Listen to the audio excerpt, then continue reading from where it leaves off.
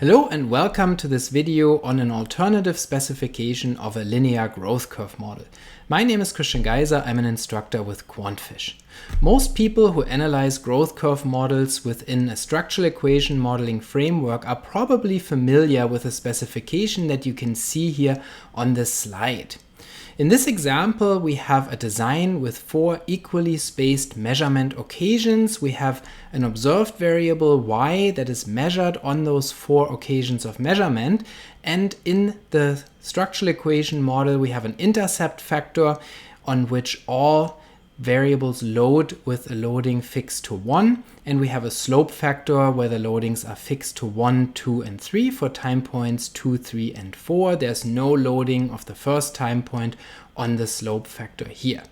And so in this model, the intercept factor represents the true scores at time point 1, and the slope factor represents the rate of true linear change across time. And then we also have error variables epsilon that represent random measurement error. This model can be expressed in a single measurement equation for a variable y measured at time t. It is a function of the intercept factor plus t minus 1 times the slope factor plus epsilon t. And so you can see that the loadings here on the slope factor are fixed to t minus 1. The first loading would be 1 minus 1 is 0, so there's no factor loading here. And then for time point 2, we have t equals 2. 2 minus 1 is 1, so that loading is fixed to 1, and so on.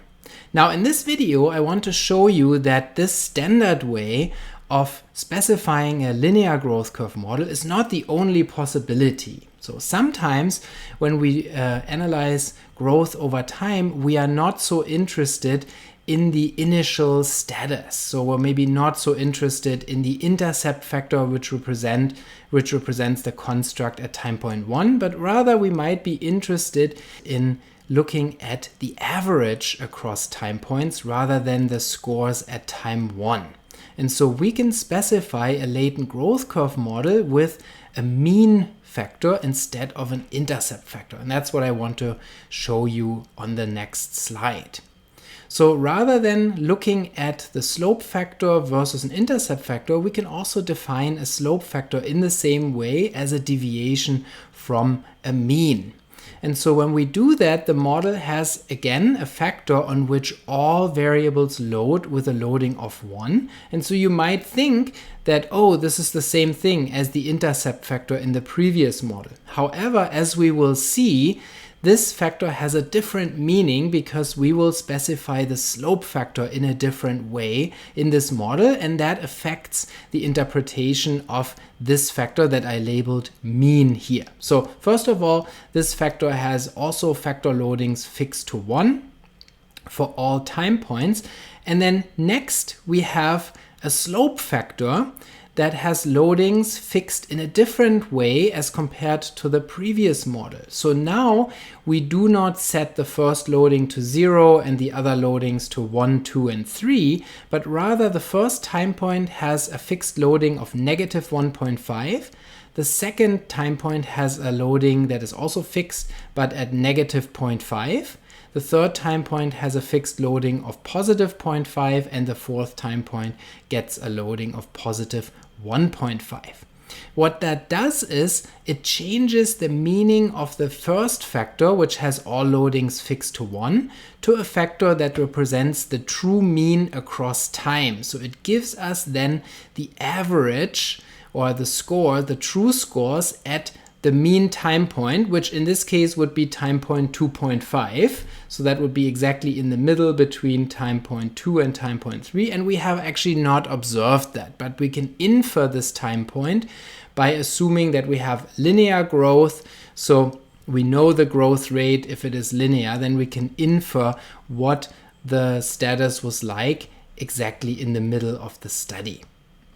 And so then our factor here again represents the rate of true linear change across time. So the meaning of the slope factor does not change, even though the loadings are different, and that's kind of counterintuitive, right? Because you would think, oh, when you have different loadings, then the meaning of that factor must change, but it actually does not change, as we will see in the software application later on. So the slope factor remains unchanged, but the other factor, which previously was the intercept factor, now represents the true mean across time rather than the score at time point 1. This model can also be expressed with an equation for yt, and so now yt is a function of the latent mean plus t minus the middle time point times the slope factor plus epsilon t, the measurement error variable. So now the loadings on the slope factor are defined as the time point minus the mean number of time points, which in this case is 2.5. So for example, for the first time point, we have 1 minus 2.5 equals negative 1.5. For the second time point, we have 2 minus 2.5, which equals negative 0.5. So that's how the assignment of the loadings works when we have this latent means model instead of an intercept model. And so this may be useful when you want to predict the mean rather than the intercept factor, for example, or relate otherwise this factor to other variables. Then maybe that's a better specification for you. Now, of importance, this specification implies the same covariance and mean structure as the standard linear growth curve model. So it will show the same fit in an actual application. Now, if you don't believe that, then follow me through the software application in Mplus, where I will show you that these two models actually fit the same, and I will also show you what differences there are in those models when they are fit to the same data set. So here I have the syntax and Mplus output for both of these growth curve models. On the left-hand side is the standard specification with a random intercept factor. On the right-hand side is the specification with a latent means factor. So we can see first of all that the intercept factor and the means factor are specified in the same way in the model statement. So the only difference here is that I picked a different label, but all loadings are fixed to 1. So intuitively you would think, oh, this is the same factor. However, since we are specifying the slope factor with different loadings, the meaning of this factor is actually different across the two models. So you can see that on the left-hand side, the slope factor has loadings fixed to 0 for time point 1, 1 for time point 2, 2 for time point 3, and 3 for time point 4, excuse me. Whereas on the right-hand side, the latent means model has the first loading fixed at negative 1.5, the second loading fixed at negative 0.5, and then positive 0.5 and positive 1.5 for time points 3 and time points 4. And that's really the only difference in the specification is for the slope factor.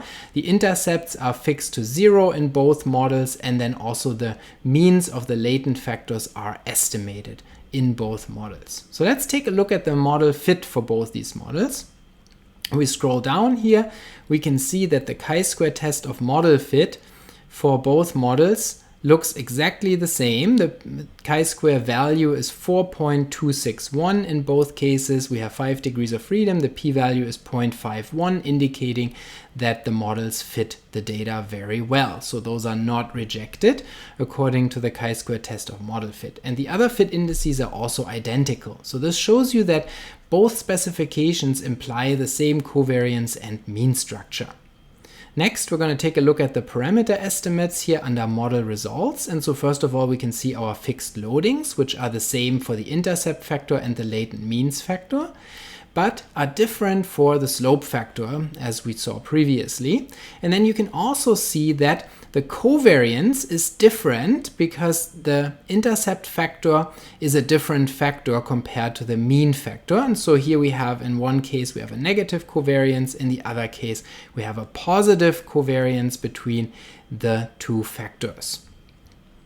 And then more clearly, you can see that the intercept factor is different from the other factor is by looking at the latent means. You can see the intercept factor has a mean of 100.5 1.55. So that's the average score at time point 1, the average true score, whereas the latent means factor has a latent mean of 102.799. So that is the mean at the average time point. So at the hypothetical time point 2.5, exactly the middle between time point 2 and time point 3, which were observed in this study. So this would be the extrapolated or estimated mean according to a linear trajectory model for that middle time point that we didn't actually observe. So that would be our best guess for what the mean true score is in the middle of the trajectory. So that's different.